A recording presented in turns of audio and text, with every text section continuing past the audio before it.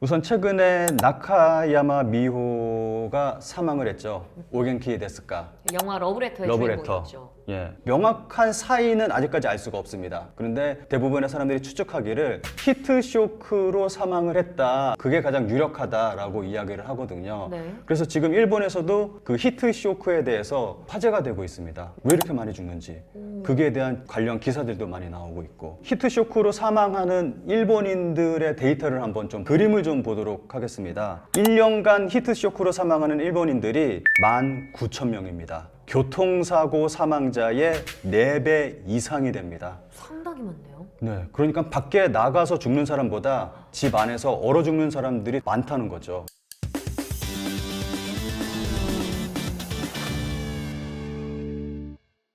네, 안녕하세요. 따뜻한 세상 소식을 전해드리는 이곳은 세상 보고서입니다. 오늘은 일본 소식을 전해드릴 텐데요. 신 작가님 모셨습니다. 어서 오세요. 네, 안녕하세요.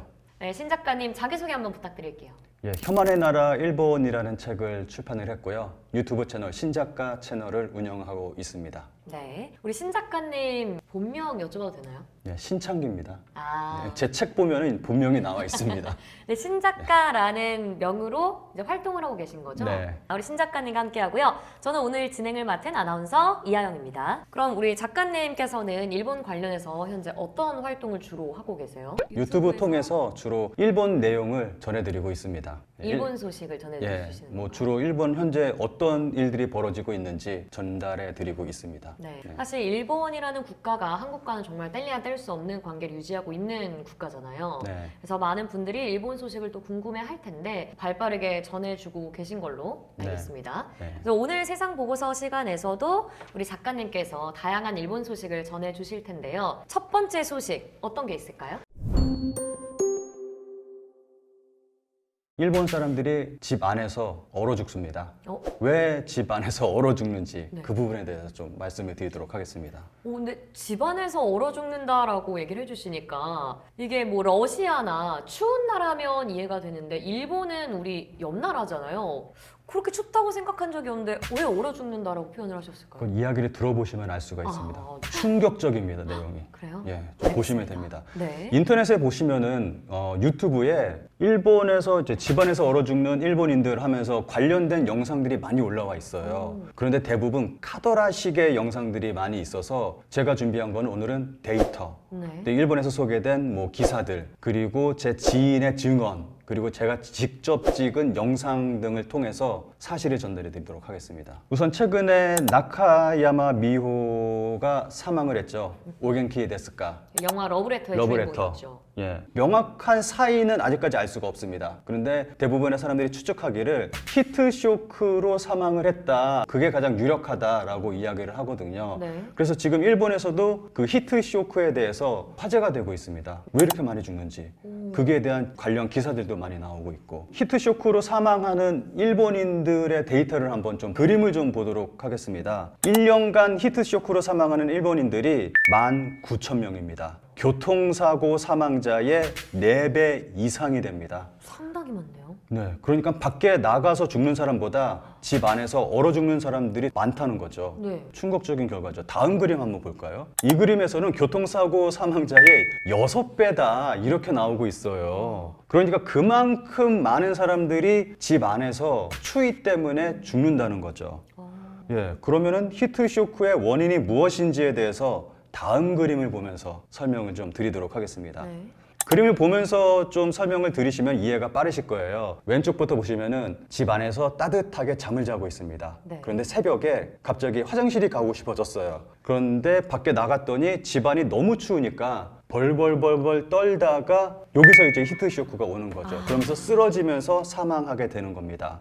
다음 그림 한번 볼까요? 이거는 반대의 경우예요. 집 안에서 추위에 벌벌벌 떨고 있다가 뜨거운 물에 몸을 담그게 되는 거죠. 그런데 갑자기 뜨거운 물에 들어가게 되니까 혈관이 갑자기 확장이 되면서 히트 쇼크가 오면서 사망하게 되는 겁니다. 그렇군요. 예, 이런 식으로 이제 사망하는 사람들이 이렇게 많다. 그래서 나카야마 미호도 이런 식으로 사망했을 것이다 라는 추측이 나오고 있습니다. 그러면 이 히트쇼크가 춥다가 따뜻한 데를 들어가면 위험하고 또 따뜻한 데 있다가 갑자기 추워지면 위험한 거잖아요. 그렇죠. 이래도 죽고 저래도 죽고 뭐 그러는 거죠. 그래서 일본인들이 항상 뜨거운 물에 몸을 담그거든요. 네. 그게 일본 사람들이 목욕을 좋아해서가 아니라 어떻게 보면은 살아남기 위한 하나의 방법이라고 볼 수가 있거든요. 네. 집 안이 너무 춥다 보니까 그냥 샤워만 하면은 굉장히 춥습니다. 네. 샤워만 하고 밖에 나오면은 정말 추위에 벌벌벌벌 떨게 돼요. 그런데 뜨거운 물에 몸을 담그고 땀까지 흘리고 나서 나오면은 그제서야 아 시원하다라고 이제 느끼면서 이제 편안하게 쉴 수가 있는 거죠. 아, 그런 문화가 또 있었군요. 네. 그러면 다른 나라에서도 이런 히트쇼크가 발생하나요? 아니면 유독 이러한 문화 때문에 일본에서 많이 발생하는 건가요? 이것도 그림을 한번 보면서 설명을 좀 드리도록 하겠습니다. 네. 이 그림 보시면 아무래도 이해가 빠르실 거라고 생각이 됩니다. 세계 각국의 겨울철 실내 평균 온도를 나타낸 지도입니다. 네. 보시면 러시아가 24도입니다. 가장 높습니다. 오, 러시아가 추울 줄 알았는데 오히려 가장 높네요. 추운 지방이다 보니까 그리고 가스가 저렴하잖아요. 러시아 같은 경우는. 네. 그래서 굉장히 따뜻하게 지내는 것 같고 나머지 나라들은 한 15도에서 20도 정도 사이 됩니다. 실내 온도가. 네. 여기 한국은 데이터가 없는데 제가 생각할 때는 한국은 아마 20도 이상이 되지 않을까 그렇죠. 생각됩니다. 한국 사람들 실내에서 한겨울에 반팔 입고 다니잖아요. 맞아. 보일러 틀고. 예, 아마도 한국은 러시아 수준 정도 되지 않을까. 네. 그런데 우측 하단에 보시면은 일본이 있습니다. 평균 온도가 10도입니다. 근데 이게 평균 온도가 10도지 그 10도보다 더 낮은 집이 있다는 거 아니에요. 평균이라면은. 그렇죠. 네. 20도 정도 되면은 집 안에서 창가에다가 물을 떠놓고 하룻밤 지나고 나면은 얼음 옵니다, 진짜로. 그 정도로 일본 집이 춥습니다. 그리고 실제로 작가님이 이제 일본에서 생활을 하셨었나요, 혹시? 네. 그럼 그때는 좀 체감하셨을 것 같아요. 그래서 저는 되도록이면은 겨울에는 일본에 가지 않습니다. 정말 특별한 일이 있지 않고서는 겨울에는 일본에 가지 않습니다. 와, 근데 제가 오늘 작가님이랑 얘기해서 알게 된 사실이 정말 많은데 오늘 이전까지 저는 일본은 겨울에 간다 이렇게 생각을 했던 사람이거든요. 홋카이도는 여름에 가야죠. 홋카이도 그 삿포로 눈 축제도 있고 눈 쌓인 일본이 저는 감성적이고 너무 좋고 그리고 아까 그 러브레터 영화 얘기했는데 오타루 네. 그 영화 러브레터에 나왔던 그 장소 가면 오겐키 데스까 한번 외쳐주고 네. 그런 감성이 좀 전 좋아서 일본에 겨울에 가는데 이게 안 네. 되는 거군요. 아니 뭐 가셔도 되죠. 좋은 호텔에서 좀 괜찮은 호텔에 머무신다면은 네. 난방이 빵빵하게 틀어주는 그런 호텔에 머무신다면은 뭐 상관없죠. 괜찮죠. 네. 근데 이제 뭐 료칸이나 이제 좀 저렴한 호텔, 좀 오래된 건물 그런 호텔에서는 조금 위험할 수도 있다. 네. 젊은 사람들은 뭐 크게 문제될 거 없다고 생각을 합니다. 건강한 사람이라면. 근데 좀 나이 드신 분이라면은 주의를 하시는 게 좋습니다. 이게 홈카이도는 효도 관광으로도 많이 가거든요. 그러니까 부모님 모시고 갈 때 정말 유의해야겠네요. 그 부분은 진짜 주의하셔야죠. 부모님 모시고 가신다면은 비싼 호텔. 네. 최근에 일본 호텔이 한 2배 이상이 올랐어요. 네. 그래서 굉장히 비쌉니다. 맞아요. 왜 이렇게 비싸요? 관광객들이 많이 몰리니까 코로나 끝나고 전 세계적으로 사람들이 일본에 많이 몰리기 시작하면서 호텔 비용이 어마어마하게 올랐어요. 네. 게다가 지금 일본에서 나오고 있는 얘기가 이제 숙박세를 받는다 지역마다 그런 얘기가 또 나오고 있어서 지금 교토 같은 경우는 숙박세 1만엔 얘기가 나왔습니다. 한국 돈으로 1박에 10만 원 숙박세로 그런 얘기가 나오고 있을 정도니까 이제 앞으로 더 비싸질 거예요. 아이고 그렇구나. 네. 어쨌거나 호텔은 좋은 데서. 네, 좋은 데로 따뜻한 가도록 데서, 네. 네, 하겠습니다. 그러면 일본 집에서 좀 유난히 추운 공간 있나요? 화장실이나 아니면 뭐 복도라던가? 다 춥습니다. 그래요? 어딜 가나 춥습니다. 그냥 집 안이 추워요, 그냥. 홋카이도 말씀을 하셨는데 네. 좀 잠깐 말씀을 드린다면은 제가 홋카이도에 한 20년 전쯤에 처음 갔을 때 호텔에 딱 들어갔는데 너무 깜짝 놀랐어요. 한여름에 갔는데 8월 달에 호텔에 딱 들어갔는데 이불이 이렇게 두꺼운 겨울 이불이 놓여져 있는 거예요. 네. 그래서 이 사람들이 왜 이런 이불을 놔뒀나 하고 네. 생각을 했는데 밤에 자면서 그걸 깨달았습니다. 홋카이도는 여름에도 밤이 되면 춥습니다. 그래서 이렇게 두꺼운 이불을 덮는구나 라는 걸 느꼈거든요. 네. 근데 겨울에는 얼마나 추울까요? 그렇죠. 정말 춥습니다. 그러면 이렇게 추운 집에서 생활하는 일본인들은 이 추위를 견디기 위해 하는 나름의 방법이 또 있을 것 같아요. 난방용품이 많이 발전했는데 이것도 그림 한번 보도록 할게요. 네. 일본에서 가장 대표적으로 겨울을 날 때 사용하는 코타츠라는 네. 겁니다. 이게 테이블 밑에 요즘은 이제 전기로 이제 난로 같은 걸 만들어서 뜨거운 열을 내는 거고 그 위에 이불을 덮은 거죠. 네. 그 안에다가 발을 집어넣고 겨울을 보내는 건데 근데 이게 그렇게 따뜻하지도 않습니다. 이게 그냥 하체만 따뜻한 거지 위로는 바깥으로 나와 있잖아요. 상체는 그렇죠. 춥습니다. 손도 시렵고 코도 시렵고 귀도 시렵고 추워요. 굉장히 한계가 뚜렷하죠. 네. 그렇다 보니까 최근에는 정말 재미있는 제품들도 나왔습니다. 다음 그림 한번 보실까요? 이게 입는 코타츠라고 네. 말이 좋아 입는 코타츠지 그냥 전기 담요예요. 아니 그 왜 우리 한국에서 생활할 때 전기 매트 깔고 자잖아요 침대에 그거를 몸에 두르고 생활하는 기분인데요? 그렇죠. 전기 담요를 이제 몸에 두르고 이제 생활을 하는 이러한 제품들이 굉장히 많이 나와 있고 또 꽤 인기를 끌고 있습니다. 일본에서. 아 그렇군요. 집안이 너무 추우니까. 아니 그러면 저는 궁금한 게 그래도 좀 이제 부자들이나 돈이 많은 사람들은 보일러도 좀 세게 틀고 하면 좀 덜 춥지 않을까 생각이 드는데 어때요? 일본은? 잘 사는 집, 부잣집은 제가 가본 적이 없어서 잘은 모르겠는데 네. 일반적인 집은 다 춥고 일본에서 아파트라고 불리는 집이 우리나라에서는 빌라 정도 되는 집이거든요. 네. 2층으로 된 그런 아파트. 그리고 우리나라에서 아파트라고 불리는 것은 일본에서는 맨션이라고 그러는데 일본의 그 맨션도 똑같이 춥습니다. 그런데 일본에서 부자들이 살고 있는 고급 맨션 같은 경우는 따뜻하겠죠. 아무래도 잘 사는 사람들이 사는 곳이니까. 그분 돈이 되게 많으실 거예요. 오 맞아 그렇네요. 그렇다면은 부자들도 추운 집에서 사는 걸로 어허. 결론을 내리면 될 것 같은데. 그러면 일단 근본적으로 일본의 집이 왜 이렇게 추운지도 궁금해요. 왜냐면 한국과 일본이 굉장히 가까운 나라라서 저는 한국도 이렇게 겨울에 따뜻한 집에서 보일러 틀고 생활하니까 온돌 문화도 보급이 돼 있고 일본도 그럴 거라 생각을 했는데 왜 이렇게 일본 집은 유독 추운 건가요? 이 추운 이유에 대해서 한국에서 나오는 이야기가 있습니다. 지진 때문에 집을 이렇게 짓는 거다. 그리고 일본은 여름에 덥기 때문에 그리고 습도가 높기 때문에 이렇게 집을 짓는 거다라고 말하는 사람들이 있습니다. 네. 그런데 이거는 사실과 전혀 다른 내용이에요. 네. 지금부터는 제가 좀 데이터를 통해서 좀 설명을 드리도록 하겠습니다. 가장 근본적인 원인은 단열에 있습니다. 보시는 그림은 독일, 중국, 일본, 미국의 단열 기준을 나타낸 표입니다. 네. 그런데 보시면은 일본이 그 단열 기준이 가장 낮습니다. 다른 나라에 비해서 관련된 기사가 있는데 제가 좀 가지고 왔거든요. 그 기사의 일부분을 제가 좀 읽어드리겠습니다. 네. 좀 충격적인 내용입니다. 최고 성능의 단열 샤시조차 해외에서는 불법 취급. 게다가 일본 샤시 협회가 정한 창문 단열 성능 라벨링 제도에서는 2.33이 최고 등급인 별 4개를 받을 수 있습니다. 즉 일본에서 최고 성능의 평가를 얻을 수 있는 단열 샤시가 다른 나라에서는 성능이 너무 낮아 사용하는 것이 인정되지 않는 것입니다. 라고 설명하고 있습니다. 그러니까 일본에서 성능이 가장 높은 단열 샤시라고 하더라도 다른 나라에 가서는 사용할 수 없다는 거죠. 다음 그림 한번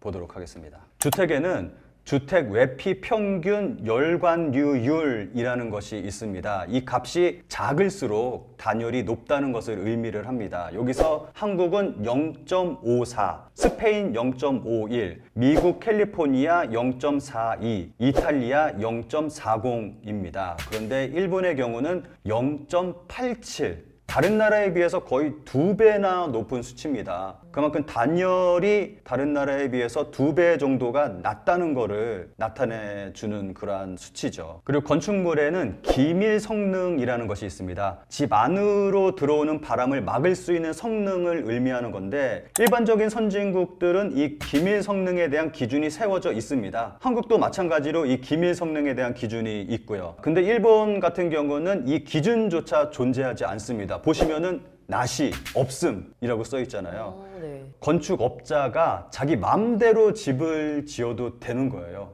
이 기준 자체가 없다 보니까 바람이 들어오든 안 들어오든 이런 거 신경 쓰지 않고 집을 지어도 되는 것이 일본입니다. 이거는 일본 집들이 왜 이렇게 단열 성능이 낮은가에 대한 기사에서 좀 인용한 표인데, 보시면은 일본 안에서 단열 기준에 부합하지 않는 주택이 29%입니다. 그런데 쇼와 55년 1980년 기준으로 지어진 집하고 헤이세이 4년 1992년 기준으로 지어진 옛날 집까지 더하면은 무단열이라고 볼 수 있는 주택은 거의 90% 가까이 됩니다. 거의 대부분의 집들이 단열이 안 된다고 볼 수가 있는 거죠. 네. 세계 각국의 단열 성능의 최저 기준을 나타낸 표입니다. 제일 밑에 일본이 있는데 단열 기준 없음이라고 쓰여 있습니다. 네. 이 영상 보시면 또 이해가 빠르실 거라고 생각합니다. 보시는 화면은 제가 직접 찍은 영상이고, 일본에서 가장 보편적인 주거 형태인 아파트라고 불리는 건물입니다. 참고로 이 아파트는 지어진 지 한 10년 정도 된 아파트입니다. 우선 외벽을 좀 살펴보도록 하겠습니다. 이 외벽이 콘크리트나 타일 같은 게 아니라 플라스틱입니다. 네. 이 벽을 손으로 한번 두드려 보도록 하겠습니다. 소리를 한번 잘 들어보시면은 굉장히 가벼운 소리가 나네요. 뭔가 통통하면서 네. 안이 텅 빈 그러한 소리가 납니다. 이번에는 집 안을 좀 살펴보도록 하겠습니다. 예, 창문 쪽으로 나 있는 벽을 한번 두드려 보도록 하겠습니다. 벽이 나무로 되어 있고 속이 텅 빈 듯한 그러한 소리가 납니다. 네. 이번엔 창문 한번 살펴볼까요? 딱 봐도 굉장히 허술해 보입니다. 얇아요. 얇네요. 예, 또 이게 그나마 괜찮은 집이에요. 이중창이잖아요, 그나마도. 네. 그런데 보시면은 우리나라에 한 80년대, 90년대쯤에 볼 수 있었던 알루미늄 샤시 같은 그런 허술한 창문입니다. 여기서 바람이 말도 못하게 들어옵니다. 이 커튼을 닫잖아요. 한겨울에는 바람이 많이 부니까 커튼이 흔들릴 정도로 이 창문에서 바람이 술술 들어옵니다. 근데 더 놀라운 사실은 여기가 홋카이도라는 겁니다. 홋카이도 엄청 춥잖아요. 홋카이도인데 집을 이렇게 허술하게 짓고 있다는 거죠. 아니 근데 일본 사람들은 이렇게 지어진 집에 대한 불만이 없나요? 일본에는 그런 말이 있어요. 겨울에 추운 건 당연한 거다.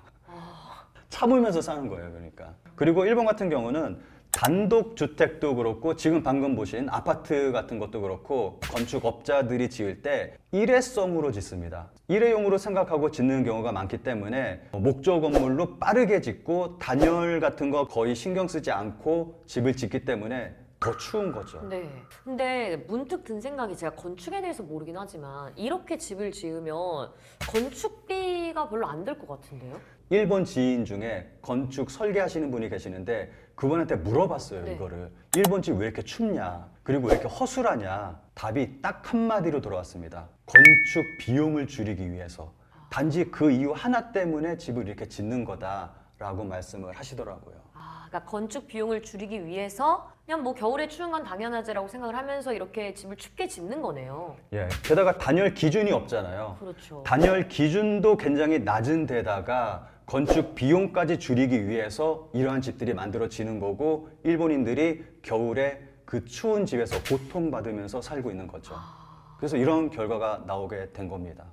한국에서는 지진 때문에 이렇게 집을 짓는다, 그리고 일본에서는 뭐 더워서 이렇게 짓는다 말씀을 하시는 분들이 계시는데, 이거 뭐 단열재 조금 넣는다고 해서 지진에 무너지는 거 아니거든요. 네. 이거 창문 샤시 좋은 거, 우리나라에서 쓰는 것 같은 좋은 거 쓴다고 해서 지진 난다고 해서 무너지는 거 아니거든요. 게다가 지금 방금 보신 집은 홋카이도입니다. 이거 더위하고는 상관이 없어요. 그렇죠. 그러니까 오키나와부터 시작해서 홋카이도까지 똑같이 이렇게 허술하게 집을 짓는 거예요. 게다가 이렇게 집을 짓게 되면은 곰팡이가 어마어마합니다. 곰팡이도 많이 껴요? 곰팡이가 굉장히 많아요. 그렇다 보니까 이 창문 아까 보셨죠? 네. 아까 그 거뭇거뭇한 부분이 있거든요. 이게 다 곰팡이입니다. 요 창가 쪽에 결로 때문에 습기가 많이 생기거든요. 네. 그럼 이 습기가 벽으로 스며들게 됩니다. 그렇게 되면은 벽이 굉장히 약해져요. 그러면 결과적으로 지진에 굉장히 취약하게 됩니다. 결과적으로 본다면은 이렇게 집을 짓게 되면은 오히려 더 지진에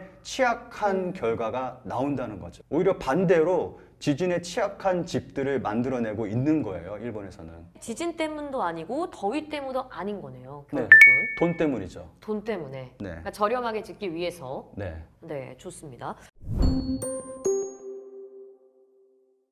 그러면 한국에서는 겨울에 집에서 굉장히 따뜻하게 지낼 수 있잖아요. 네. 한국과 일본이 가까운 나라임에도 불구하고 이렇게 집 문화가 다른 이유가 뭘까요? 보셨듯이 네. 단열 기준이 없으니까 일본은. 네. 그러니까 이렇게 집을 짓는 거고 저렴하게 짓기 위해서 이렇게 집을 짓는 거고. 그리고 우리나라는 뭐 그래도 단열 기준이 잘 되어 있으니까 따뜻한 집에서 지내고 있는 거고 네. 뭐 그런 거죠. 그러면 일본에서는 난방 시스템도 잘 안 돼 있나요? 히터를 틀죠. 그런데 홋카이도 같은 경우는 춥잖아요. 네. 이런 집에서 살면서 따뜻하게 보내기 위해서는 히터를 트는데 그 난방비가 어마어마합니다, 진짜. 엄청난 돈을 겨울이 되면 난방비로 사용을 해야 돼요. 지인들 돈 나가는 거 보고 있으면 안타까울 정도입니다. 그럼 우리나라처럼 이렇게 보일러 시스템이 잘 되어 있는 건 아니라고 보면 되나요? 네. 제가 빌라에 살고 있는데 네. 지어진 지 한 5년 정도 됐습니다. 밖이 아무리 추워도 영하 10도 이하로 내려가도 실내 온도는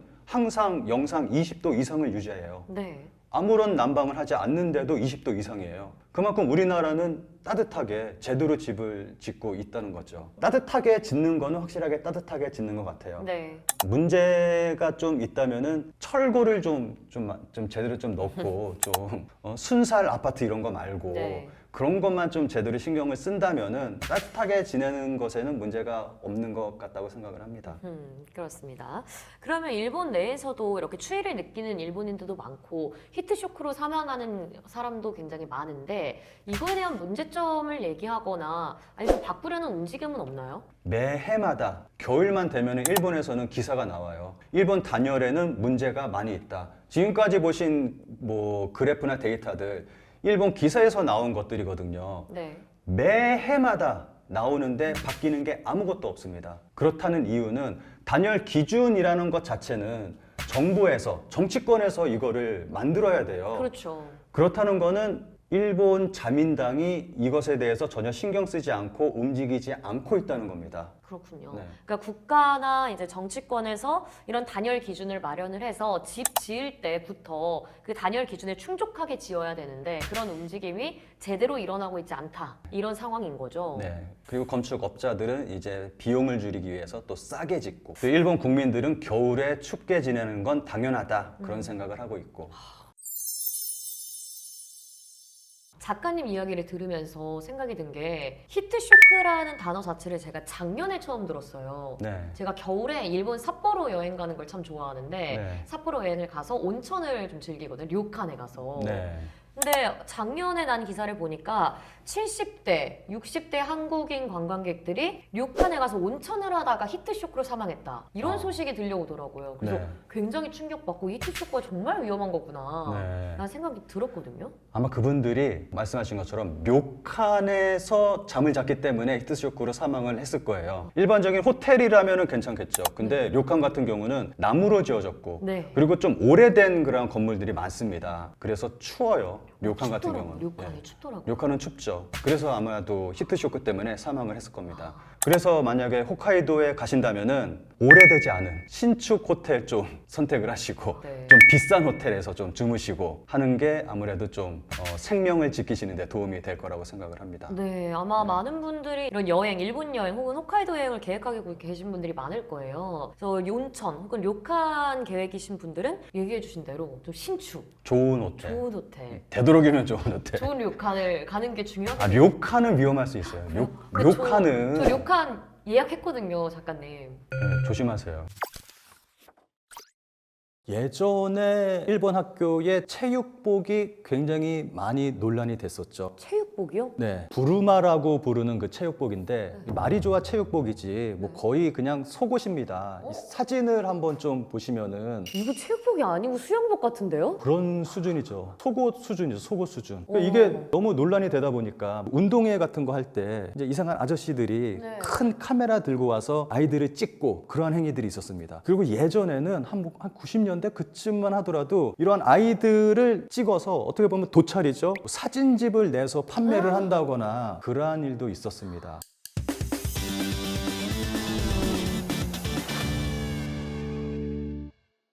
따끈따끈한 세상 소식을 전해드리는 세상 보고서 시간. 안녕하세요. MC 이하영입니다. 오늘은 일본 소식 전해주실 분을 모셨습니다. 반가운 분이죠. 신 작가님 오셨습니다. 안녕하세요. 안녕하세요. 오랜만에 뵙겠습니다. 네, 지난번에 저희 함께 이야기 나눴던 일본의 추운 집 이야기 굉장히 화제가 됐어요. 반응이 굉장히 좋아서 저도 깜짝 놀랐습니다. 지금 조회수가 100만이 넘었습니다. 제 채널보다 조회수가 더 많이 나와서 깜짝 놀랐습니다. 그렇군요. 혹시 신 작가님 채널에도 좀 긍정적인 영향이 갔나요? 그거는 잘 모르겠습니다. 아직까지. 네, 여러분 신 작가님 채널도 많이 사랑해 주시기 바랍니다. 그래서 오늘 좀 기대됩니다. 신 작가님이 또 오늘 굉장히 흥미로운 일본 소식 준비해 오셨다고 들었어요. 네, 오늘도 또 깜짝 놀랄 만한 일본의 문화 좀 들고 왔습니다. 어떤 내용인가요, 작가님?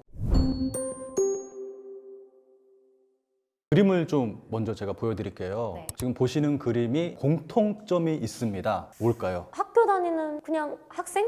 평범한 학생 같은데요? 일본에서는 금지되고 있는 것들입니다. 이것이. 금지요? 네. 금지될 만한 게 안 보이는데요, 이 사진에서는? 제가 준비한 기사가 있는데 기사 제목을 좀 보도록 하겠습니다. 영국도 주목, 일본의 교칙이 화제, 포니테일 금지의 수수께끼. 일본의 블랙 교칙, 포니테일 금지다라는 게 영국 언론에서도 보도가 됐다라고 해서 일본에서 또 보도가 된 겁니다. 그러니까 이 포니테일 금지 블랙 교칙이 전 세계적으로 유명하다는 거예요. 근데 저는 이해가 안 되는 게 포니테일은 단정하게 머리를 묶은 학생들이 많이 하는 거거든요. 이게 왜 금지일까요? 이게 금지 이유가 여학생의 목덜미가 보이면 남학생들이 성적으로 흥분하게 된다. 그 요인이 된다. 그래서 목덜미를 보이게 하면 안 된다. 그 이유로 포니테일을 금지시키는 거예요. 전혀 생각하지도 못한 포인트. 그러니까요.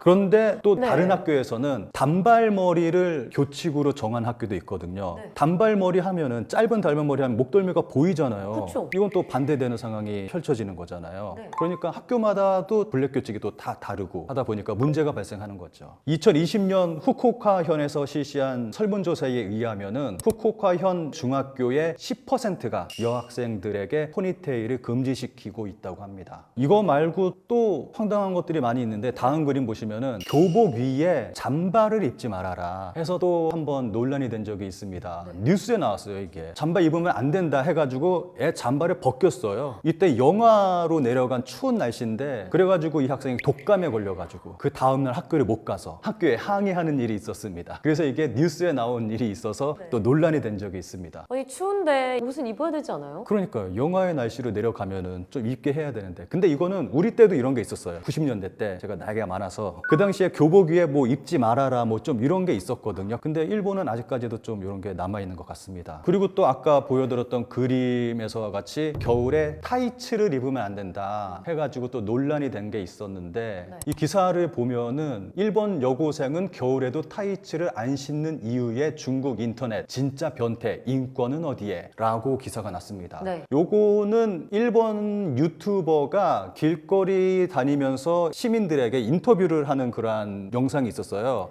여학생에게 한겨울에 추운데 왜 맨다리로 다니냐라고 인터뷰를 했는데 교칙으로 금지가 되어 있어서 아무것도 신을 수가 없다라고 해서 또 화제가 됐습니다. 타이즈를 못 신다는 건 맨다리에 교복을 입는 거예요? 그렇죠. 치마 입은 상태에서. 말도 안 돼. 그러면 정말 아무것도 못 입게 하는 거죠. 또 있습니다. 다음 그림 한번 보도록 하겠습니다. 이 사진 보면서 뭔가 좀 다르다는 느낌 받으시나요? 머리카락이 긴데요? 네, 뭐 별다른 거 못 느끼시겠죠? 네. 다음 그림 보도록 하겠습니다. 이 사진이 이 학생의 원래 모습의 사진입니다. 머리를 잘 보시면은 갈색이에요. 그러니까 이 학생이 일본에서 아이돌로 활동하고 있는 좀 유명세가 있는 학생인데 이제 아빠가 외국인이에요. 그래서 좀 얼굴 모습이 좀 서구형이고 머리 색깔이 갈색입니다. 그래서 학교에서 머리를 염색해라 라는 강요를 받았다고 해요. 근데 내 머리는 이게 원래 머리다. 내가 왜 염색을 하냐라고 했더니 학교에서 그렇다면 자기 머리 증명서를 가지고 와라. 그런 게 있나요? 자기 머리 증명서? 그런 게 있대요. 증명서를 떼서 학교를 갔대요. 그래서 이제 염색을 하지 않고 이제 학교 생활을 할 수 있었던 거죠. 근데 졸업이 다가와서 졸업 앨범에 들어갈 사진을 찍었는데 있었는데 졸업 앨범이 나와서 딱 펼쳐봤더니 이 상태예요. 머리가 시커매진 거예요. 그 학교에서 자기들 마음대로 머리를 검은색으로 칠한 거예요. 이거를 이제 SNS에 올려서 공론화시킨 거죠. 그래서 일본에서 크게 논란이 됐던 일이 있었습니다. 네. 본인에게 허락도 받지 않고 저렇게 학교가 임의로 바꾼 거죠. 그렇죠. 뭐 이것 말고도 굉장히 많이 있는데 뭐 투블럭 금지, 그리고 뭐 얼음물 금지. 학교에 얼음물을 가져오면 안 된다. 그거는 왜요? 얼음물 왜 가져오면 안 돼요? 모르겠어요.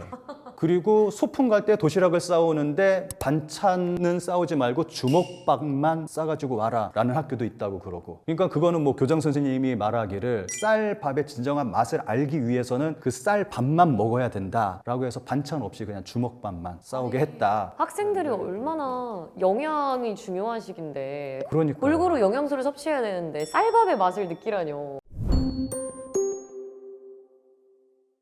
제가 여기서 가장 심각하다고 생각하는 게 란도셀 문제가 있습니다. 란도셀 들어봤어요. 일본 책가방. 초등학생들이 매는 가방 있잖아요. 그 란도셀이 정말 많은 문제를 가지고 있습니다. 란도셀 같은 경우는 학교 규칙으로 정해져 있는 게 아니에요. 규칙에 란도셀을 매야 된다라고 정해진 그러한 게 없습니다, 학교에서. 그런데 암묵적인 어떠한 약속에 의해서 란도셀은 꼭 매야 되는 그러한 분위기가 형성되어 있어요. 그러니까 일본 학교에서 란도셀을 메고 가지 않으면은 이지메 당하고 왕따 당하는 거죠. 그래서 어쩔 수 없이 란도셀을 메고 다니게 되는 겁니다. 이것도 예전에 제국주의 시절에 일본군이 매던 군장에서 비롯된 가방이에요. 아, 그렇군요. 네, 군국주의의 잔재라고 볼 수가 있는 겁니다. 그리고 제가 듣기로 란도셀이 굉장히 비싸다고 비쌉니다. 들었거든요. 그림 한번 보시죠. 란도셀의 평균 가격 추이를 나타내는 그래프입니다. 2001년에는 한국 돈으로 한 35만 원 정도 하던 게 2021년에는 50만 원이 넘어갔습니다. 초등학생들이 매는 가방이잖아요. 네. 너무 비싼데요? 가죽이에요. 근데 이게 통가죽이라고 하더라도 말도 안 되게 비싸죠. 네. 이게 업자들이 비싸게 팔아먹는 거예요. 학부모들의 심리를 이용을 하는 거죠. 안 매면 안 되는 거니까 다들 비싸게 파는 거예요. 또 이제 학생들끼리도 비싼 란도셀 맸어. 그러니까 이런 것도 좀 생길 것 같아요. 그런 거 있죠, 진짜. 비싼 거는 몇백만 원짜리 그런 란도셀도 있고, 그리고 명품 브랜드하고 협업해서 만들어지는 그런 것도 팔기도 하고. 네. 또 하나의 정말 심각한 문제는 이 란도셀이 통가죽으로 만들어지다 보니까 굉장히 무겁습니다. 이 그림 한번 보실까요? 지금 오른쪽에 란도셀 그림이 있는데 란도셀이 보통 한 1kg에서 1.5kg 정도 됩니다. 가방만. 여기서 이제 책까지 넣으면은 보통 한 5kg가 넘어간다고 합니다. 초등학교 1학년 학생이 이 가방을 메면은 그 몸보다 가방이 더 커 보이거든요. 그렇죠. 그러니까 그 5kg 되는 가방을 그 작은 아이가 메고 학교를 가고 한다는 거는 아동학대 수준이에요, 이거는. 란도셀 이렇게 무거운 걸 메고 다니다 보니까 문제가 생기고 있습니다. 네. 란도셀 증후군이라는 것이 있습니다, 일본에는. 이 란도셀 증후군의 가능성을 가진 학생이 65.8%다라는 조사도 있었습니다. 란도셀 증후군이 뭔가요? 너무 무거운 가방을 메고 다니다 보니까 허리 통증을 호소하는 학생들이 굉장히 많습니다. 어린아이들인데. 초등학생인데 허리가 아프다고. 한때 한국에서도 한 10년 전쯤인가 란도셀이 좀 유행을 했던 적이 있었어요. 좀 부자 엄마들이 사가지고 애들 먹이고 한 적이 있었는데 제가 그거 보고 참 어처구니가 없어서 참. 근데 우리나라는 바로 없어진 것 같은데요? 네, 그러고 뭐 사라진 것 같습니다. 그렇죠. 네, 다행히도. 네. 이렇게 가방이 무겁다 보니까 사진 한번 보시면은 네. 바퀴를 달았어요, 가방에. 이거를 초등학생이 개발한 겁니다. 애들이 가방을 메고 다니다가 너무 무거우니까 초등학생이 이걸 개발을 했어요, 직접. 가방에다가 바퀴를 달면은 편하게 다닐 수 있지 않을까 해서 개발을 해서 이거를 상품화 시켜가지고 대박이 났습니다, 이게. 역시 필요는 생산을 낳는군요. 네. 그런데 여기서 또 논란이 발생했어요. 어떤 논란이요? 왜 가방을 그냥 메고 다니지 않고 편하게 끌고 다니려고 그러냐 그러면서 반대 의견이 엄청났습니다. 그래서 굉장히 크게 일본에서 논란이 됐어요. 저는 오히려 되게 칭찬해 줄 줄 알았는데 이 아이를. 학생이면 학생다워야 한다. 뭐 그러한 이야기가 나왔어요. 일본의 뭐 유치원이나 보면은 한겨울에도 반바지 입고 다니고 애들 그러거든요. 네. 이제 그런 것들이 그런 거죠. 정신력으로 극복한다. 그 예전에 90년대에 한국 언론에서도 그런 것을 굉장히 긍정적으로 방송을 했었습니다. 일본은 아이들을 이렇게 강하게 키운다. 그런 식으로 했었는데 그렇게 춥게 아이들이 키우면 면역력 떨어지고 감기 잘 걸리고 안 좋습니다. 전문가들은 그게 안 좋다고 다들 얘기하고 있는데 아직까지도 일본은 그러고 있으니까. 네. 그럼 일본 대부분의 학교들이 이런 이상한 교칙들을 좀 강요하나요? 대부분의 학교들이 이런 블랙 교칙이 다들 있는 것 같습니다. 그래서 한국에서도 굉장히 크게 이슈가 됐던 블랙 교칙이 있는데 기사에도 좀 난 적이 있습니다. 일본 학교에서 이성 교제를 금지하는 학교가 있었어요. 이성 교제 금지가 이제 학교 교칙인 거죠. 그런데 그걸 어기고 이성 교제를 했다는 이유로 이제 여학생에게 자퇴를 강요하는 그러한 일이 있었습니다. 아니 이성교제로 퇴학까지는 좀 너무 심하지 않나요? 이제 그 학생이 거기서 이제 물러난 게 아니라 부모님하고 소송을 걸었어요. 네. 그래서 끝내는 소송에서 이겼습니다. 다행히도. 그런데 그 학교의 행동이 이상한 거죠. 또 하나 황당한 예를 들어보면은 요 사진 한번 볼까요? 요거 이상한 부분 있습니까? 이 사진에서 눈썹 정리를 한 사진입니다. 이 학교에서는 눈썹 정리를 하면 안 되는 게 교칙이에요. 그런데 이 학생이 눈썹 정리를 한 거예요. 눈썹을 뽑아서 이제 정돈을 한 거죠. 그랬다는 이유로 3일 동안 별실 등교. 아, 눈썹 정리도 못하나요? 그러니까 눈썹 정리했다는 이유로 이렇게 혼자서 3일 동안 공부를 하게 됐다. 그래서 이게 또 논란이 돼가지고 뉴스에 또 방송이 되고 크게 화제가 됐던 적이 있습니다. 일본 학교에서는 속옷의 색깔까지 규정한다 이런 얘기도 있던데 사실인가요? 예, 그런 학교도 있습니다. 예전에 제가 어느 기사에서 본 설문에서는 뭐 한 10몇 %? 뭐 한 이 정도 된다고 뭐 좀 나온 거 봤는데 이것도 점점 줄어들고 있는 추세인 것 같아요. 아무래도 민감한 문제다 보니까 그렇죠, 그건 일본에서도 좀 이게 문제시 되고 있거든요. 네. 점점 줄어들고 있습니다. 그리고 일본 학교 같은 경우는 우리나라는 신체 검사를 하잖아요. 뭐 단순하게 몸무게를 재고 키를 재고 뭐 그 정도인데 일본 같은 경우는 학교에서 건강 검진을 합니다. 병원에서 의사 선생님이 직접 와서 진찰기도 대보고 하면서 진찰도 하고 뭐 그런 식으로 건강 검진을 하는데 그때 아이들의 속옷을 벗겨서 건강 검진을 하는 그러한 선생님이 있어서 네. 일본에서 논란이 되기도 합니다. 아니 건강검진할 때 속옷을 벗길 이유는 없을 것 같은데 그 전체가 다 하는 검진인 거잖아요. 그러니까요.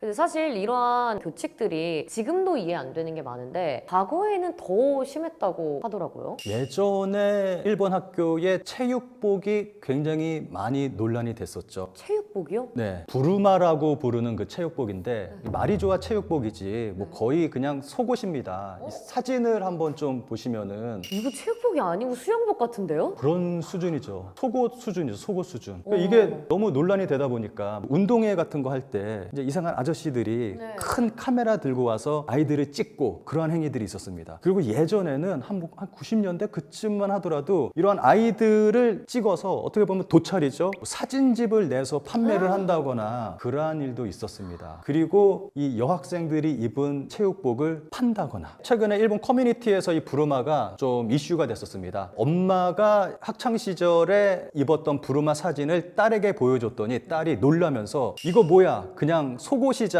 하면서 놀랬다라는 글이 일본 커뮤니티에서 화제가 됐거든요. 네. 그 글에 달린 댓글을 좀 제가 읽어보도록 하겠습니다. 저는 초등학생까지 반바지를 입고 중학교 때부터 부르마였기 때문에 체육복이 우울했어요. 그리고 그 복장을 아저씨 체육교사는 즐겼던 것 같아요. 셔츠를 부르마 속에 넣게 했고 부르마 잊었다고 해서 운동복 입었더니 다음에 또 잊으면 운동복을 벗고 팬티 차림으로 체육 받으라고 하더라고요. 지금 생각해보면 성범죄. 체육대회 때도 누구나 보러 올 수 있고 보호자라고 생각되지 않는 카메라를 휴대한 아저씨 같은 사람이 있어서 여러 가지 의미에서 어수선한 시대였네요. 다리가 다 드러나니까 한겨울에는 추워 죽을 것 같았다. 진눈깨비가 섞여도 부르마와 반팔로 교정에 나왔는데 지금 생각하면 학대, 입술과 손톱이 보라색이 돼서 이거 뭐야? 라고 말하면서 여자애들끼리 붙어 있었잖아. 생리대의 돌출이나 누출에 의한 오염에 노출을 신경 쓰는 아이도 있었어요. 제가 만약에 그 시대에 학교를 다녔으면 체육 시간이 너무 싫었을 것 같아요. 그러니까 다들 제 지인들도 체육 시간이 너무 싫었다 그렇게 얘기를 하거든요. 그러니까 일본 여성들의 하나의 트라우마가 됐습니다. 부르마는. 그래서 부르마 같은 경우는 2010년대 이후로 사라진 상태입니다. 그래서 지금은 평범한 그러한 체육복 입고 있고. 아 근데 이건 진짜 변했어야 될 것 같아요. 그렇죠. 아이들한테 너무 못할 짓이에요. 체육복은 좀 편해야 되는데 내가 운동하기에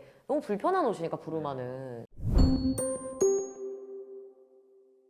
네, 이렇게 작가님한테 얘기를 다 듣다 보니까 이해가 안 되는 게 한두 가지가 아닌데 이런 이상한 교칙을 계속 고수하는 일본 학교가 일단 1차적으로 이해가 안 돼요. 일본 언론에서 이 부분에 대해서 분석한 기사를 제가 본 적이 있는데 1870년도쯤에 메이지 유신 이후에 그때 만들어진 교칙이 지금까지 이어지고 있다라는 기사를 제가 본 적이 있거든요. 네.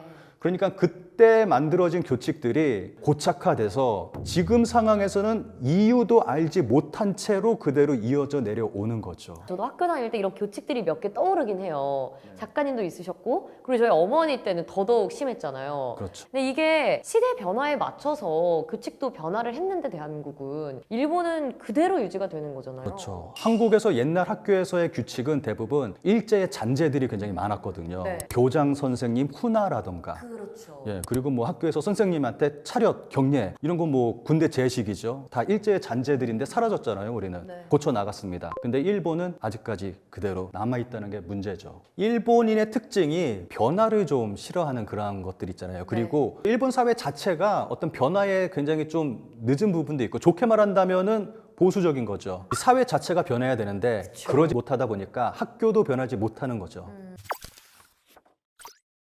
젊은이들 사이에서 몸을 씻지 않는 그러한 사람들이 많이 늘어나고 있다고 합니다. 제가 기사 나온 거 보니까 한 일주일 동안 안 씻는다 뭐 이런 사람도 있는 것 같고요. 네. SNS 상에서 이제 씻지 않는다라는 걸 이제 커밍아웃하는 뭐 그런 좀 분위기가 있어서 네. 최근에 어떻게 보면 이게 트렌드화 된 것 같아요. 일본에서는 나는 이제 목욕 캔슬이야 뭐 그러면서 이제 SNS에 올리고 그러다 보니까 뭐 나도 목욕 캔슬 유명인들도 TV에 나와서 네. 나는 목욕 캔슬한다. 네. 뭐 나는 뭐 며칠씩 씻지 않는다라는 걸 당당하게 이야기하고 해서 그렇다 보니까 뭐 일본에서는 일종의 뭐 좀 트렌드처럼 요즘에 흘러가고 있는 것 같습니다.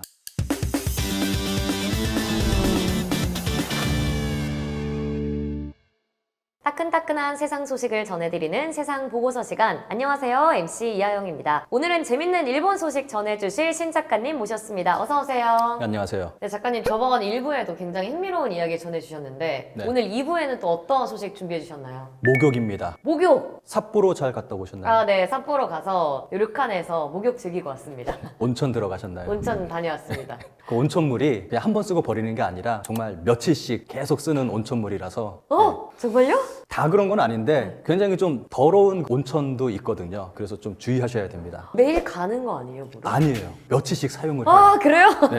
그래서 저는 만약에 일본에서 온천에 갈 일이 있다 그러면 온천에 들어갔다 나와서 꼭 샤워를 합니다. 살모넬라균 같은 거 막 있어서 사람이 죽는 경우도 있고 그랬어요, 옛날에. 저는 온천 물이 좋다 생각해서 나와서 샤워하면 안 된다. 그러니까 그 물 그대로 나오는 사람이 있잖아요. 맞아요. 그러니까 그러면 안 된다는 거죠.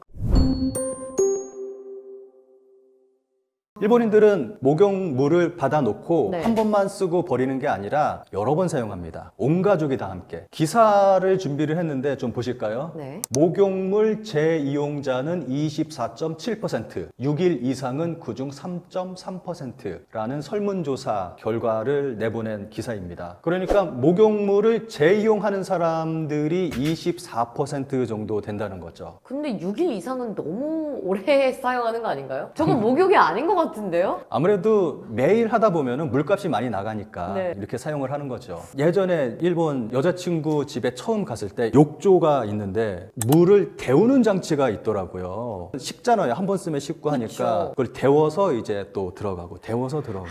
받아진 물을 데우는 게 있군요. 네. 그래서 아하. 그걸 보고 욕조에 좀 들어갈 마음이 안 생기더라고요, 저는. 이 가족들이 들어가는 건데 내가 들어가도 되나? 하는 뭐 그쵸. 그런 생각이 좀 들어서 저는 뭐 끔찍한데? 그냥 샤워만 하고 말았습니다. 네. 근데 일본에는 이렇게 욕조를 데우는 그러한 장치도 있습니다. 그리고 제가 이번에 료칸에 갔을 때 떠오르는 불순물 같은 거 제거하는 게 있더라고요. 파리채 같이 생긴 거. 며칠 동안 사용을 하니까 그래서 있었구나. 여러 사람들이 들어가고 며칠씩 사용을 하니까 그걸 이렇게 할 수밖에 없는 거죠. 그래서 개인 집에서도 뭐 이러한 뜰채 같은 거, 네. 구체적으로 말한다면 때 같은 거, 그렇죠, 맞아요. 이렇게 떠내는 이러한 도구도 있습니다. 이거를 이제 온천에서도 뭐 이렇게 사용을 하고 있는 거고요. 저는 또 이것도 모르고 그 료칸에 가서 이게 있길래 일본 깨끗하다. 저는 이렇게 뭐 나뭇잎 같은 거 떨어지면 떠내는 건 줄 알았어요. 근데 이게 목욕이라는 건 내 몸을 깨끗하게 하기 위한 건데 아무래도 재사용을 하면 좀 찝찝한 느낌이 들지 않을까요? 근데 처음에 이제 들어갔다가 몸을 데우고 나와서 이제 몸을 헹구죠. 그러고 나오는 거죠. 그러면 이제 일본 사람들에게 목욕이라는 그러니까 뜨거운 물에 몸을 담그는 거는 씻는다는 느낌보다는 내 몸을 데우고 이런 느낌인 거네요. 확실하게 잘 아시네요. 우리 같은 경우는 야, 좀 씻자 그러면은 뭐 샤워하는 게 당연한 거잖아요. 근데 일본에서 씻자라는 건 욕조에 몸을 담그는 걸 의미합니다. 그러니까 일본에서는 씻는다라고 말을 하지 않아요. 그러니까 애초에 씻는다는 말 자체가 오후로니 하이루 욕조에 들어간다라고 표현을 하거든요. 씻자 이렇게 얘기하지 않습니다. 아, 그럼 욕조에 들어갔다 나와서 이제 샤워하는. 네, 뭐 그런 식이죠. 아. 그럼 일본에 목욕탕도 많나요, 혹시? 대중 목욕탕 같은 거? 예, 목욕탕 많이 있죠. 아, 네. 근데 보통 목욕탕을 가면 어린 나이에는 딸이 아빠랑 가는 경우도 많고 아들이 엄마랑 가는 경우도 많거든요. 근데 일본은 좀 큰 상태에서도 이렇게 엄마나 아빠랑 같이 가는 성별이 다르더라도 그런 아이들이 많다고 하더라고요. 이게 일본에서 몇 년 전부터 크게 논란이 됐습니다. 네. 다 큰 애인데 초등학생인데 아들을 데리고 여탕에 들어간다. 뭐 이런 것들 때문에 논란이 크게 좀 되고 있습니다. 네. 그래서 최근에는 뭐 몇 살 이하로는 이제 못 들어가게 해야 된다라고 좀 그러한 것들이 정해져 있어요. 그리고 일본 목욕탕에서는 목욕을 하고 있을 때 남탕에 여자 종업원이 들어온다고 하더라고요. 여자 종업원이 들어옵니다. 정말요? 아줌마가 아무렇지도 않게 와서 막 정리하고 청소하고 물 뭐 온도도 재기도 하고. 그것도 범죄 아닌가요? 성별이 바뀌었을 뿐이지. 그러니까 저는 처음에 좀 깜짝 놀래가지고 이렇게 막 가리고 그랬는데 나중에는 좀 아무렇지도 않게 되더라고요. 그리고 일본 목욕탕 같은 경우는 천장이 뚫려 있어요. 네. 보통은 벽으로 완벽하게 막혀 있잖아요. 이게 여탕이고 남탕이다 보면 그렇죠. 벽으로 완벽하게 막혀 있는데 일본 같은 경우는 천장이 한 이만큼 떨어져 있어요. 뚫려 있어요. 그래서 여탕에서 말하는 소리가 남탕에서 다 들리고 정말요? 남탕에서 하는 소리가 여탕에서도 다 들리고 좀 그런 구조예요. 거의 붙어 있는 거네, 그러면. 여탕과 남탕이 벽 하나 두고. 그리고 매일 바꿔서 남탕하고 여탕하고 하루는 그렇더라고요. 남탕이었는데 그 다음 날인 여기가 여탕이 되기도 하고. 오, 맞아요, 예, 맞아요. 그래서 이제 좀 외국인 관광객들에게 주의를 주기도 합니다. 바뀌니까 주의해라. 네. 잘못 들어갈 수도 있으니까. 그리고 저도 온천을 갔는데 오늘 여탕이 내일 남탕이 된다고 네. 하길래 왜지? 이렇게 생각했거든요. 그 음량의 조화를 맞춰야 된다. 뭐 그래서 그게 좀 바꿉니다. 그래서 들어가신 온천물이 어제 그 아저씨가 들어갔던 온천물일 수가 있어요. 그럴 수도 있겠네요. 네. 온천 물을 갈진 않을 예. 수 있으니까 앞으로 나와서 몸을 좀 깨끗이 씻어야겠네요. 샤워를 꼭 해야겠다. 여러분 샤워 꼭 하십시오. 일본 목욕탕을 가시면 온천이나. 네.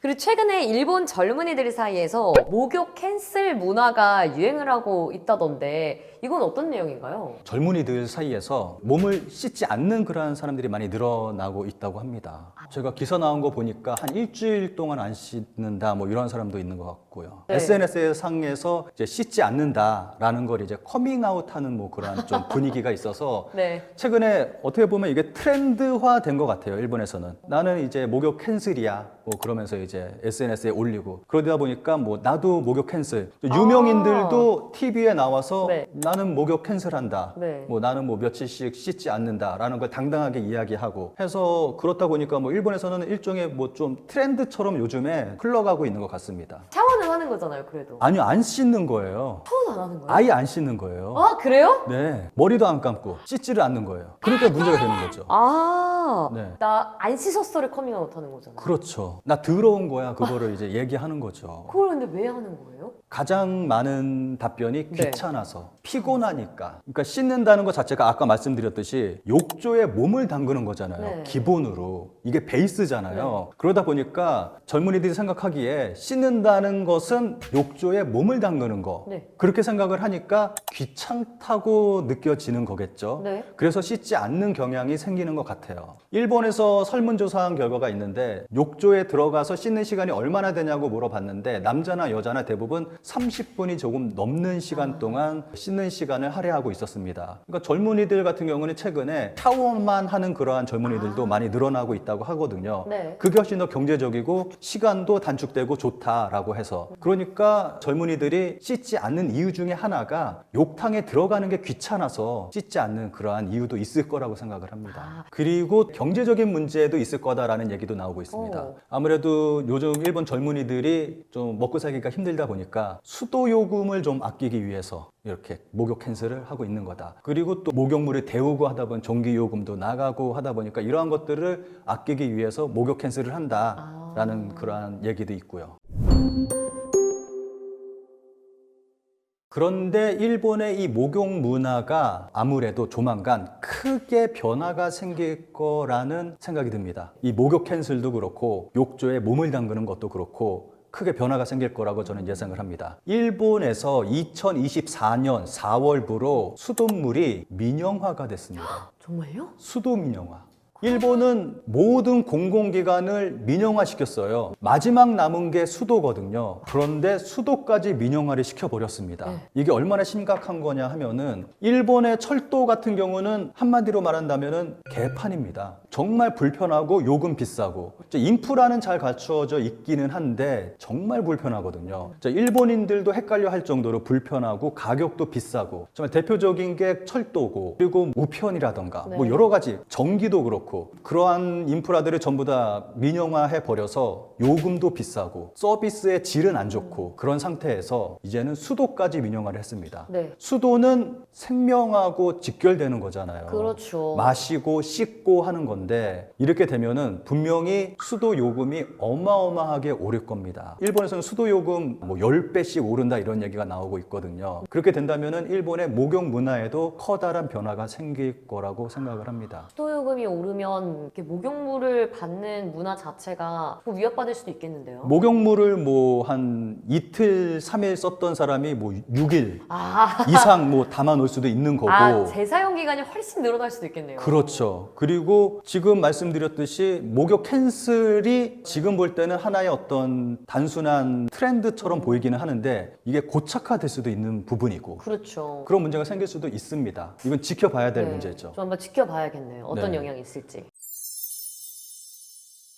네, 이렇게 신 작가님과 일본의 목욕 문화에 대해서 오늘 이야기를 해봤는데요. 역시나 너무 흥미로운 사실을 알게 됐습니다, 네, 작가님. 오늘은 좀 더러운 얘기를 한 것 같아서 조금 그렇긴 한데요. 네, 지저분한 얘기를 말씀을 드려서 죄송스럽고, 일본에 다음에 가실 때 온천에 들어가신다면 들어갔다 나와서 꼭 샤워를 하는 걸로 네. 꼭 하시길 바라겠습니다. 알겠습니다. 우리 구독자분들도 꼭 이 점 기억하시길 바라겠고요. 저희는 다음 주에 더 흥미로운 소식으로 돌아오도록 하겠습니다. 2020년에 일본 정부가 마이너버 카드 보급을 늘린다면서 포인트를 제공을 했어요. 네. 그러면서 그 포인트를 받기 위해서 수천만 명의 사람이 한꺼번에 마이너버 카드를 만들었습니다. 네. 그럼으로 인해서 지금은 한 80%가 넘는 사람들이 마이너버 카드 보유를 하게 됐거든요. 제 주변 지인들도 거의 대부분 마이너버 카드 안 갖고 있다가 포인트 준다니까 그거 받으려고 다들 만들었거든요. 네. 그러니까 그 숫자가 수천만 명이에요. 네. 그런데 갱신되는 해가 올해입니다. 네. 2025년. 그러니까 그거를 이제 갱신하기 위해서 그 많은 사람들이 지자체 창구를 직접 찾아가야 된다는 거죠. 그러면 2025년에도 인터넷으로 갱신할 수 있는 시스템 도입이 안 된 건가요? 네, 직접 찾아가야 되는 거예요.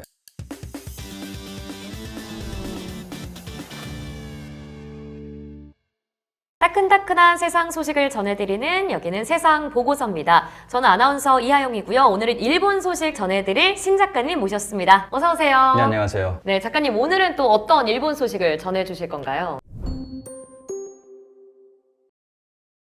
오늘은 마이넘버 카드에 대해서, 그리고 일본이 왜 IT화가 되지 않는지까지 연결이 될 수 있는 그런 이야기를 좀 해보도록 하겠습니다. 오, 좋습니다. 마이넘버 카드. 저도 이거 기사를 통해서 한번 접한 적이 있는데 네. 한국의 주민등록증이랑 비슷한 제도라고 보면 되나요? 예, 벤치마킹을 한 거죠. 사람마다 번호를 매기는 거잖아요. 주민등록증이. 일본도 이제 마이넘버 카드 사람마다 번호를 매겨서 카드를 발급하는 시스템을 만들었습니다. 그 전까지만 하더라도 일본에서 신분증이라고 한다면은 뭐 면허증, 여권 뭐 이 정도였는데, 이제는 마이넘버 카드가 대표적인 역할을 하게 된 거죠. 일본이 왜 마이넘버 카드를 도입을 한 건가요? 한국의 모습을 보니까 주민등록 번호를 이용해서 IT화가 굉장히 잘 됐잖아요. 네. 가장 성공한 사례라고 볼 수 있을 정도로. 그러니까 일본도 그것을 보고 IT화를 진행하기 위해서 마이너버 카드 제도를 만들게 된 겁니다. 아, 그렇군요. 그 일본 여행 제가 갔을 때도 많이 느꼈는데 아날로그적인 일 처리가 많더라고요. 일본은 여전히. 근데 이런 IT화를 계속 좀 시도를 하는 건가요? 시도를 하고 있기는 한데 대부분 실패를 해서 문제죠. 가장 대표적인 실패의 사례가 마이너버 카드입니다. 최근에 마이너버 카드 문제가 터지면서 일본에서 2025년 헬게이트가 열렸다라는 말이 나올 정도입니다. 그 내용을 좀 살펴보면은 네. 마이너버 카드하고 일본의 건강보험증하고 통합을 했습니다. 그래서 2024년 12월부로 일본에서는 더 이상 새롭게 건강보험증을 발급하지를 않아요. 그러니까 일본인들이 병원에서 진료를 받기 위해서는 마이너버 카드가 필수적으로 필요한 상황입니다. 그런데 일본에서 IT화를 진행을 한다면서 디지털청이라는 걸 만들었어요. 근데 그 디지털청에서 각 병원, 의원, 약국마다 마이너버 카드를 인식할 수 있는 리더기를 설치해라 라고 강제했습니다. 네. 그래서 그 리더기를 설치를 했어요. 근데 그게 문제가 되고 있는 거예요. 그 리더기가 문제가 되고 있다. 보시는 그림이 리더기인데 좀 종류가 많이 있습니다. 네. 이 리더기의 가격이 40만 엔에서 100만 엔 정도. 그러니까 한국 돈으로 한 400만 원에서 1000만 원 정도 하는 저렴하지 않은 네. 그러한 가격에 강제로 병원에 보급을 하고 있거든요. 네. 10만 엔 정도는 병원에서 부담을 하게 하고 나머지는 보조금으로 사용을 한다라고 하는데 정부 보조금이라는 게 일본 국민들의 혈세잖아요. 그렇죠. 세금이죠. 예, 세금으로 이걸 다 하겠다고 하는 건데 이게 소프트웨어로도 충분히 해결이 가능하다는 거죠. 본인 인증을 한다라는 거는 태블릿 하나만 있어도 됩니다. 네. 그래서 카메라로 찍고 카드 이렇게 찍고 그쵸. 하면 충분히 가능한 건데 굳이 리더기를 만들어서 이 많은 병원에 이걸 설치를 해라 강제하고 있다는 게 문제가 되는 거죠. 우리나라도 주민등록증을 지금 모든 국민들이 다 갖고 있는데 병원 갈 때 이런 리더기 없거든요. 그냥 제시만 하면 되는 건데 네. 굳이 리더기를 설치를 해야 된다라고 네. 강제를 했단 말이죠. 여기서 끝나는 게 아닙니다. 2026년 새롭게 디자인한 마이너버 카드를 내놓을 계획을 내놓고 있습니다. 네. 그렇게 되면은 이 새로운 마이너버 카드를 지금 현재 리더기가 인식하지 못할 확률이 굉장히 높습니다. 그리고 올해에 2025년에 이 마이너버 카드를 스마트폰에 탑재할 계획을 세우고 있습니다. 그런데 현재 이 리더기가 스마트폰을 인식하지 못해요. 그러니까 무용지물인 거죠. 그러게요. 그러니까 최소한 2026년쯤 되면은 이 리더기를 전부 다 교체해야 될 상황이 될 수도 있습니다. 그러면 지금 있는 그 리더기를 구매한 의료기관들은 다시 다 교체를 해야 되는 거잖아요. 예, 그럴 가능성이 매우 높죠. 게다가 여기서 끝나는 게 아니라 이 병원, 의원, 약국들이 사용료를 내야 돼요. 매달 10,000엔에서 20,000엔, 한 10만 원에서 20만 원 정도를 사용료로 그 리더기 회사에 지불을 네. 해야 됩니다. 쪽쪽 빨아먹는 거죠. 그러니까 뭔가 냄새가 나죠. 네, 냄새가 많이 나는데요. 어떤 이해관계가 얽혀 있길래. 기사가 하나 나온 게 있는데 이 기사 한번 볼까요? NTT 그룹 1265억엔, 후지츠 713억엔, 자민당의 대규모 스폰서가 마이넘버 안건을 대량 수주하고 있었다. 비리가 밝혀졌습니다. 대형 비리가 빵 하고 터졌습니다. 네. 작년 12월에. 그러니까 지금 보니까 NTT 그룹이랑 후지츠라는 기업이 이 마이넘버 카드 리더기랑 관련 있는 기업인 것 같은데요, 맞나요? 예, 그러니까 몇몇 기업들이 엄청난 금액의 자민당에 정치 자금을 주고 있었어요. 네. 그런데 자민당이 그 기업들에 대해서 마이너버 카드하고 관련된 건수를 그 기업들한테 몰아주게 된 거죠. 그 결과가 리더기로 나오게 된 거죠. 이러한 일이 또 있었어요. 얼마 전에 일본 새로운 지폐로 바뀌었잖아요. 네. 그러면서 일본 사회가 정말 혼란에 빠졌거든요. 네. 지폐가 바뀌면은 또 바뀌어야 되는 게 있습니다. 일본 같은 경우는 자판기의 나라라고 불리고 그렇죠. 있잖아요. 정말 그 수많은 자판기가 새로운 지폐를 인식하지 못하기 때문에 그 지폐를 인식하기 위해서 그 자판기들이 다 바뀌어야 되는 그런 상황에 놓이게 됐습니다. 네. 그리고 일본 같은 경우는 식당에 식권 자판기가 또 있잖아요. 네. 그 식당들마다의 식권 자판기도 다 바꿔야 되는 상황이 됐고 그 식권 자판기를 바꾸지 못해서 아예 폐업하는 그러한 가게들도 있었습니다. 네. 그런데 지금 이 마이넘버 카드와 관련해서 이 리더기 건이 또 발생하게 된 거죠. 그러니까 이런 비리가 계속해서 일본에서는 터지고 있는 거네요. 그리고 그 중심에 지금 마이너버 카드가 있던 거고 네. 이걸 국민들이 안 이상 반발하는 여론이 굉장히 많을 것 같은데요? 기사는 좀 나오고 있습니다. 네. 근데 반발하는 여론은 댓글로만 좀 나오고 있고 일본에서는 시위 같은 게 없어요. 시위를 하지 않습니다. 그래요? 일본인들은. 네. 지금 옆 나라인 대한민국에서 봐도 굉장히 화가 나는데. 지금 우리나라에서 굉장히 커다란 정치적 이슈가 터졌잖아요. 정말 많은 사람들이 거리로 나와서 목소리를 내고 있잖아요. 일본인들이 보면 깜짝 놀랍니다. 일본에서는 절대 있을 수 없는 일이니까. 그래요? 네, 일본에서는 절대 시위를 하지 않고 네. 시위하는 것 자체를 나쁜 행동으로 보는 경향이 강해서 일본에서는 시위가 거의 없습니다. 그래서 이러한 비리가 터져도 조용한 게 일본의 특징이에요. 근데 이게 국민들이 목소리를 내지 않고 조용하면 오히려 이런 비리들이 계속 자행될 것 같은데요, 정치권에서는? 이게 일본 정치의 가장 큰 문제점이죠. 자민당이 일본에서 한 70년 동안 일당 독재를 했습니다. 정권 교체가 70년 동안 되지 않았다는 거예요. 그러니까 고인물은 썩는다고 이런 일이 계속 벌어지는 거죠. 최근에 있었던 가장 대표적인 예를 든다면은 아베 신조 전 총리를 들 수가 있는데 도쿄올림픽 때 비리로 시작한 올림픽이었고 비리로 끝난 올림픽이었습니다. 정말 많은 비리가 터졌는데 정말 조용하게 지나갔고 그 이후에 아베 개인으로 본다면은 아베 카케, 사쿠라, 통일교 문제 그리고 최근에는 자민당 정치자금 파티라던가 이러한 일들이 빵빵 터졌는데 누구 하나 책임지는 사람이 아무도 없었습니다. 그리고 일본 국민들 목소리 내는 사람 아무도 없습니다. 뭐 언론에서 이러한 일이 있었습니다 라고만 보도할 뿐이지 누구 하나 목소리 내는 사람 없고 책임지는 사람 없습니다. 우리나라 같은 경우는 정말 많은 사람들이 나와서 시위를 하고 그쵸. 그런데 일본은 이러한 일들이 빵빵 터짐에도 불구하고 조용합니다. 너무 충격이네요. 사실 이게 혈세가 들어간 사안인 거잖아요. 네. 그럼 너무 화가 날 텐데 이런 얘기를 들으니까 이 마이너버 카드 사례 하나로 일본 정치권의 상황까지 좀 이해할 수 있는 것 같습니다. 그렇죠. 일본이 아무래도 좀 IT화가 뒤처지다 보니까 그것을 만회하기 위해서 만든 게 디지털 청인데 디지털 청 자체가 비리의 온상이고 이러한 일들이 계속 벌어지고 있는 거죠. 네. 그렇다 보니까 일본 자체가 IT화가 되지 못하고 있는 거죠. 그러면 이 마이너버 카드 리더기 사업 규모도 굉장히 클 것 같거든요. 마이너버 카드라 하면 우리나라 주민등록증을 생각하면 되는데 거의 대부분의 일본인들이 지금 갖고 있는 거잖아요. 네. 데이터를 보면은 일본 전국의 병원, 일반 진료소, 치과까지 합하면 약 18만 시설이 되고 조제 약국은 약 6만 시설입니다. 총 약 24만 시설의 카드 리더기가 필요한 것입니다. 어마어마한 거죠. 근데 아까 한 대에 한 400만 원에서 1000만 원 정도라고 얘기를 해주셨으니까 네. 그러니까 몇몇 기업이 그 돈을 다 싹쓸이를 하는 거죠.